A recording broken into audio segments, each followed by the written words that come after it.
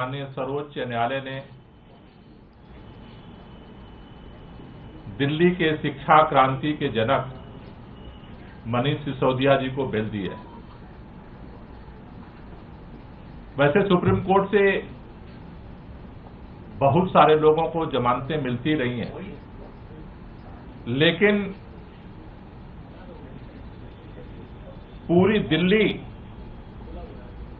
और पूरा देश जो शिक्षा क्रांति के रूप में, एक उम्मीद के रूप में मनीष सिसोदिया जी को जानता है, पहचानता है और उनसे उम्मीद लगाए बैठा था।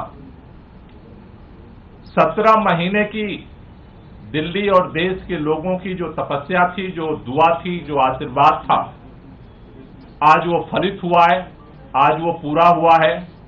और इसने एक बात का संदेश साफ तौर पर दिया है, कोई भी तानाशाही कितनी भी ताकतवर हो सकती है, लेकिन उसकी तानाशाही अनंत काल तक नहीं चल सकती।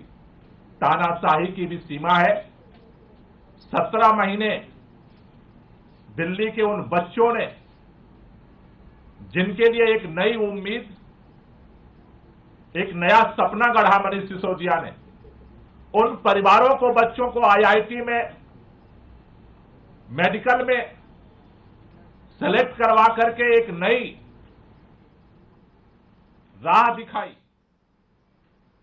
दिल्ली के अंदर सरकारी स्कूलों के रिजल्ट प्राइवेट स्कूलों से ज्यादा ला करके ये साबित किया कि जब पूरा देश ये बात मान चुका था कि सरकारी शिक्षा में कोई परिवर्तन नहीं हो सकता और एक एक दिन गिना जा रहा था कि किस दिन देश के सभी सरकारी स्कूलों में ताले लगेंगे और प्राइवेट स्कूलों में ही बच्चों का भविष्य सुरक्षित रह सकता है, उस मिथक को तोड़ा मनीष सिसोदिया ने। अरविंद केजरीवाल जी के नेतृत्व में सरकार ने जिस तरह से काम किया, केवल वादा नहीं किया, सपने को हकीकत में बदल करके एक देश को एक नई उम्मीद दी। उस उम्मीद को कुचलने के लिए षड्यंत्र करके, बिना तथ्य के, बिना सबूत के, जिस तरह से 17 महीने मनीष सिसोदिया जी को जेल में रखा गया, वो इस बात का सबूत है कि भारतीय जनता पार्टी और भारतीय जनता पार्टी की केंद्र की सरकार, देश के माननीय प्रधानमंत्री इस देश के अंदर शिक्षा में बदलाव की उम्मीद की जो राह है उसे कुचलना चाहते थे। देर हो सकती है, अंधेर नहीं है दुनिया में। और इसलिए आज हम सब लोग इस बात के लिए तहे दिल से धन्यवाद करना चाहते हैं सुप्रीम कोर्ट का। निश्चित रूप से इस बात का मलाल सबको है कि बिना आज तक एक सबूत नहीं मिला। 17 महीने सीबीआई और ईडी ने दिल्ली के उप मुख्यमंत्री को जेल में रखा और धिक्कार है ऐसी एजेंसी पर जिसको आज तक एक सबूत नहीं मिला चवन्नी का। 17 महीने उस व्यक्ति को आपने जेल में रखा, हमें न्याय मिला है, लेकिन इस बात का अफसोस है कि देर से मिला। इस बात का अफसोस है कि जो बिल उनको 1 साल पहले मिल जानी चाहिए थी, न्यायिक प्रक्रिया में डिले की वजह से आज 17 महीने बाद वो बिल मिली है। इस बात को लेकर के दिल्ली के लोगों को मलाल है, लेकिन देर आए खुशी लेकर के आज सुप्रीम कोर्ट का फैसला आया है। मैं दिल्ली के लोगों को और देश के लोगों को बधाई देना चाहता हूं कि केवल उप मुख्यमंत्री नहीं, जल्द ही भारतीय जनता पार्टी का जो षड्यंत्र है, जिस तरह से ट्रायल कोर्ट में जमानत मिलने के बाद, सुप्रीम कोर्ट से जमानत मिलने के बाद, ईडी की जमानत मिलने के बाद सीबीआई का जिस तरह से षड्यंत्र के फंदा डाला गया है, वो भी टूटेगा। जल्द ही अरविंद केजरीवाल जी, दिल्ली के मुख्यमंत्री, भी बाहर आएंगे, हमारे सत्येंद्र जैन भी बाहर आएंगे और निश्चित रूप से ये मनीष सिसोदिया जी की जमानत, उसके पहले संजय सिंह जी की जमानत और आगामी दिनों में जल्द ही सभी नेताओं की जमानत इस बात का प्रमाण है कि तानाशाही कितनी भी ताकतवर हो सकती है, लेकिन उसका अंत जरूर होगा। मैं संजय जी से चाहूंगा तो फिर बात।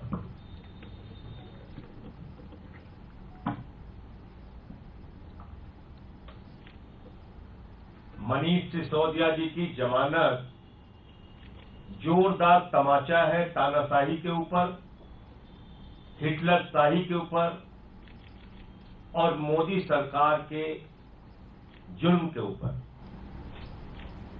17 महीने आपने एक ऐसे व्यक्ति को जेल में रखा जिसके खिलाफ एक सबूत नहीं था, 1 रुपए की पैसे की बरामदगी नहीं हुई, कोई जमीन जायदाद का कागज नहीं मिला, गांव खोद डाला, बैंक खोद डाला, घर खोद डाला, कहीं कुछ नहीं मिला।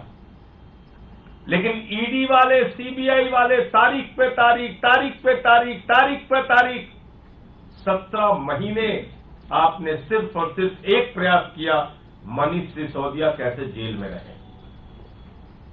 आज माननीय सर्वोच्च न्यायालय का फैसला न्याय व्यवस्था की जीत है, लोकतंत्र की जीत है और दिल्ली और देश के लोगों की भावनाओं की जीत है।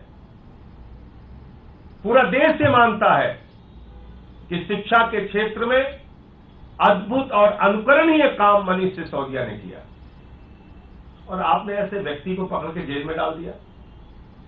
पूरा देश ये मानता है कि अरविंद केजरीवाल के नेतृत्व में दिल्ली के अंदर शिक्षा, स्वास्थ्य, बिजली, पानी, माताओं बहनों के लिए बस की यात्रा, बुजुर्गों की तीर्थ यात्रा, अनुकरणीय काम करके दिखाया केजरीवाल जी की सरकार ने। आपने केजरीवाल को पकड़ के जेल में डाल दिया। मोहल्ला क्लिनिक का मॉडल जो पूरे दुनिया में प्रचारित हुआ, आपने सत्येंद्र जैन को पकड़ के जेल में डाल दिया। मैं संसद में इस सरकार के भ्रष्टाचार के खिलाफ आवाज उठाता था, मुझे पकड़ के 6 महीने जेल में रखा। तो मकसद जांच करना नहीं है, मकसद है विपक्ष के लोगों को पकड़ पकड़ के जेल में डालना। मैं प्रधानमंत्री जी से पूछना चाहता हूं, मनीष सिसोदिया की जिंदगी के जो 17 महीने बर्बाद हुए, उसका हिसाब कौन देगा? मनीष सिसोदिया की पत्नी, उनके बच्चे, उनके परिवार ने जो मानसिक प्रताड़ना झेली, उसका जवाब कौन देगा? दिल्ली के लाखों बच्चे जो एक ऐसे अच्छे शिक्षा मंत्री की प्रयासों से वंचित रह गए, उसका हिसाब कौन देगा? अपनी दुर्भावना और द्वेष की राजनीति के कारण आपने 17 महीने से मनीष सिसोदिया को जेल में रखा था।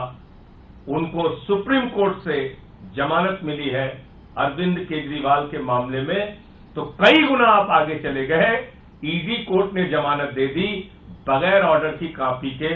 न्यायपालिका के इतिहास में पहली बार रिहाई पे आपकी ईडी ने जाकर रोक लगवा दी और जबरदस्ती नया मामला सीबीआई का बना के केजरीवाल जी को आपने जेल में रखा है। अब भी जरा सी भी शर्म है, जरा सी भी शर्म है प्रधानमंत्री जी, तो आगे बढ़िए और इस राजनीति को खत्म कीजिए। जो हमारे नेताओं को आपने जबरन जेल में रखा है, अपनी एजेंसीज को कहिए फालतू का न्यायालय में विरोध करना बंद करें। आपके पास कोई सबूत ही नहीं है। न 1 रुपए केजरीवाल जी के यहां से मिला, न सत्येंद्र जैन जी के यहां से मिला, न मनीष सिसोदिया जी के यहां से मिला। मैं अपने केस के बारे में बोल नहीं सकता, कोर्ट ने रोका है। क्या कर रही है आपकी जांच एजेंसियां? और जहां पैसा निकला उस पर कोई कार्रवाई नहीं करते। 60 करोड़ रुपए की रिश्वत, मैं फिर दोहरा रहा हूं, भारतीय जनता पार्टी ने शराब घोटाले किए हैं और भारतीय जनता पार्टी ने 60 करोड़ रुपए की रिश्वत शरद चंद्र रेड्डी से ली है। उनके नेताओं से कोई पूछताछ हुई? इलेक्टोरल बॉन्ड का सीधा पैसा पकड़ा गया बीजेपी के पास, उसके बाद उसकी रिहाई हुई है।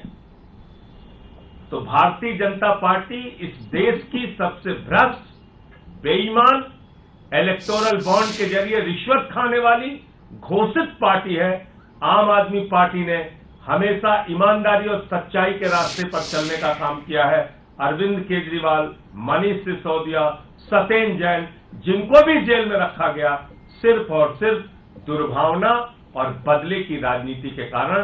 भारतीय जनता पार्टी वो पार्टी है जो घृणा, नफरत, द्वेष, झगड़े, लड़ाई, दंगे, फसाद, इसमें यकीन रखती है।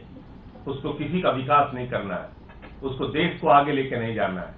मैं फिर दोहरा रहा हूं, मनीष सिसोदिया के इस जमानत से पूरे देश के लोगों में, आम आदमी पार्टी के कार्यकर्ताओं में जबरदस्त उत्साह है और आने वाले चुनावों में भी इसका बहुत बड़ा फायदा आम आदमी पार्टी को मिलेगा। जल्दी हमारे नेता और पार्टी के मुखिया अरविंद केजरीवाल जी बाहर आएंगे, सत्येंद्र जैन जी भी बाहर आएंगे।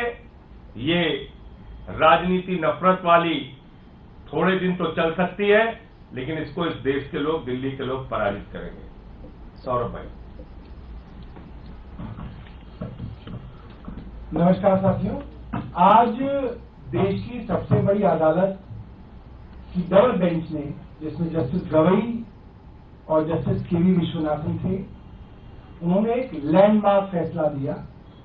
और ये फैसला न सिर्फ मनीष सिसोदिया जी के लिए, बल्कि तमाम उन